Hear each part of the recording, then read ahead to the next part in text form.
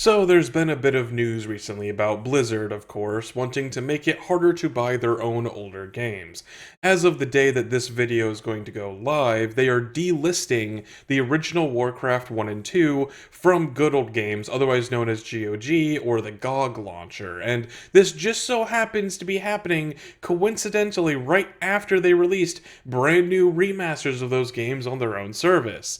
This is, of course, not too dissimilar to when they released that Warcraft 3 remaster a few years ago, while also delisting the original game there as well, which can obviously be a big problem for games preservation. However, GOG has stated that while they can't stop the games from being delisted, they can ensure that anybody who does already own it will continue to own it, and that they will do everything they can to ensure that the games remain playable on modern hardware for the foreseeable future.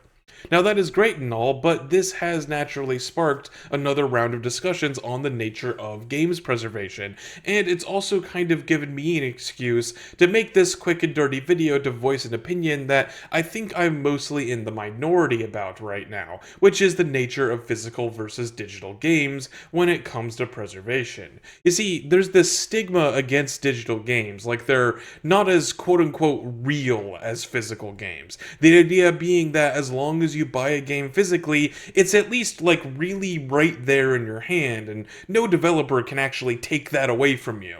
But I think that this perception is kind of missing the forest for the trees. The issue has never really been about digital media or physical media, and the fact that more and more people are buying things digitally isn't necessarily dooming us to a future where nobody actually owns anything. So I want to start off by first debunking a few things that people seem to think about digital media, and then after that I'll talk about what the real issue for games preservation is. So, first things first, digital media isn't even really that meaningfully distinct from physical media. When you really think about it, what is a physical game? Well, as far back as forever, whether you're talking about an Atari cartridge or a modern PlayStation 5 disc, all that a physical game is a means of storing digital information. All games are ultimately software, after all. A physical disc is just one of the means of distributing that software. And similarly, think about what a digital game is. You download it off of a storefront, like Steam, of course, but what actually happens when you do that? You download it to your local hard drive, which is a physical piece of hardware for storing digital content. Ultimately, both your hard drive and a game disc are both physical objects for storing digital information. Claiming that a corporation can't take the disc you're holding out of your hands is just as true about the hard drive in your computer, and yet it doesn't actually affect their ability to screw you over either way. After all, we can just take a glance over at what has now become the poster child for games preservation, Ubisoft's The Crew, which for those of you not in the know, is a racing game that came out in 2014. It had both an online and a single-player component to it, and in 2024, Ubisoft shut down the online servers for this game. But the game had always online DRM, which means that they didn't just kill the multiplayer component, they also killed any ability to play the single-player component too. So even if you bought a physical disc back in 2014 and have been lovingly playing the game since on your own hardware that you've kept in mint condition since then, that game disc is now completely non-functional and worthless. It doesn't matter if you bought the game physically or digitally, it's just gone now. And I think that that just goes to show that if a developer, or more often accurately, a publisher, wants to have the ability to shut down a game and take it away from you, then it usually just comes down to the DRM that they put on the game, not the method of which you buy it. Because yeah, ultimately that's what the real issue is here for game preservation. DRM.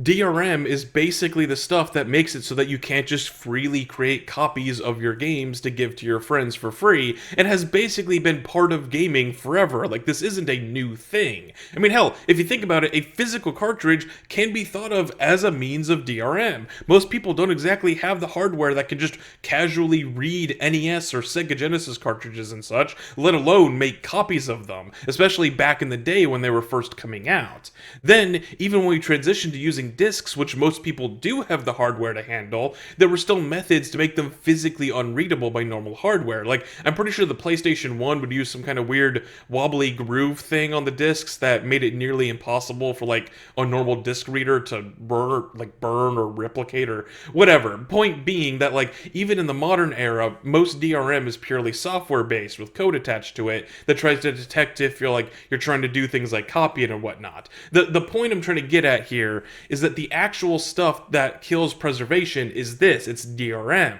After all, how are old cartridge games best preserved? The people rip the ROMs off of the cartridges and make them available for download online, either officially through services like Nintendo's online thing or through other methods. And this way, people don't need to try and track down an actual NES and an original cartridge just to play old games again. It is explicitly by turning that old physical cartridge into a digital game that it is made much easier to preserve for future generations, which does lead into the title of this video, because there are many ways that I think that digital media actually helps preserve games really well. I mean, the main one is that, like I said, like I'm kind of alluding to here, physical games can break and degrade over time. If you scratch up a disc too much for whatever reason, it's just kind of dead and you can't really recover it anymore. The only thing you can do is buy another physical copy. But if your entire house burns down, as long as you remember your login to sites like Steam or GOG or whatever, you can re-download your entire library from scratch, pick right back up from your left off like nothing happened. Now, sure, that does obviously require a connection to the internet, and not everybody has access to that kind of thing, but once you get a game onto your hard drive, in theory, you can still just play it offline like any other game. It just depends on the aforementioned DRM and what kind of game it is. And there are lots of physical games that are ultimately just modes of transporting data offline so that they can properly be installed digitally onto your local hardware, which only kind of further blurs the lines between what physical and digital media even means in the modern era. But yeah, ultimately, it really doesn't matter all that much whether you buy a game physically or digitally. Just buy whatever is the most convenient for your situation. But if you do buy a physical game disc or whatever, unfortunately, that does not mean that a greedy corporation can't take it away from you. And digital games aren't inherently any more or less vulnerable to that same practice. It really just comes down to the game itself and what DRM it comes with. And the reason why I think that this misconception is a real issue is because if people think that just buying physical games will solve this preservation problem for them, well then they're liable to end up like the people who bought physical copies of The Crew and will just keep kicking this issue down the road until more and more people get burned. So for the time being, if you are concerned about preservation first and foremost, I would argue that the best place to buy games right now is probably the GOG storefront. The main selling point of GOG is that every game listed there is in fact DRM free. So while every other storefront has been updating its terms recently to make it more clear that you don't technically own your games in the traditional sense, GOG has had no need to make such a disclaimer because you do actually in fact own anything you buy on GOG forever, pretty much no matter what. Plus, they actively go out of their way to make sure that super old games that are made for like older operating systems and such still work on a modern computer, like the aforementioned Warcraft 1 and 2 that started this whole train of thought. Also, it's worth bringing up the Stop Killing Games movement, which I have talked about on the channel before, but basically it's a movement to try and get legislation passed in the EU to make it so that things like what happened to The Crew can never happen again, and the long-term goal is to just generally give consumers more ownership of the things they can purchase again. I'll leave a link to it in the description if you want to check it out.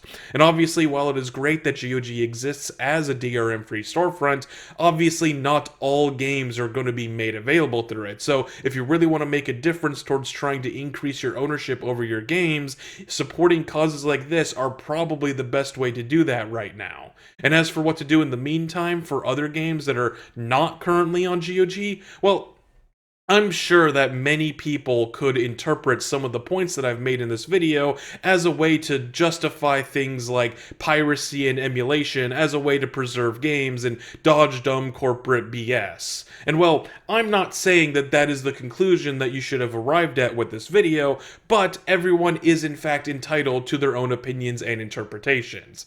But yeah, I think that that'll do it for today. If you liked what you saw, make sure to like and subscribe if you want to see more videos like this in the future. Thank you all for watching, and I'll see you all in the next one.